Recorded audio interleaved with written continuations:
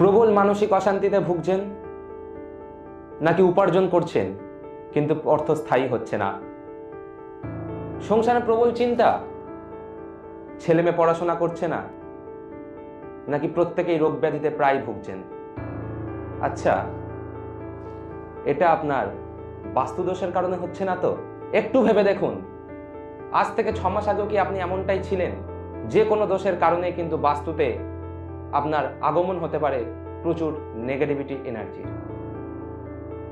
নমস্কার, আমি বাস্তু কনসালট্যান্ট এস চ্যাটার্জি। আর এই যে আপনি প্রবল মানসিক অশান্তিতে ভুগছেন, রাত্রে ঘুম আসছে না, বা ছেলেমেয়ের গ্রোথ পড়াশোনার সেটাও পিছিয়ে পড়ছে, তাছাড়া রোগ ব্যাধির যে প্রবল আগমন, সেই সম্বন্ধে আমি এই চ্যানেলেই পরবর্তী ভিডিওগুলোতে অবশ্যই আলোচনা করব, যাতে আপনারা কিন্তু উপকৃত হবেন। তার জন্য এই চ্যানেলটিকে অবশ্যই লাইক, শেয়ার আর সাবস্ক্রাইব করতে হবে। আর হ্যাঁ, ফলো করতে কিন্তু ভুলবেন না, এবং নিত্য নতুন ভিডিও আপডেট কিন্তু আপনি সেখানেই পাবেন। নমস্কার।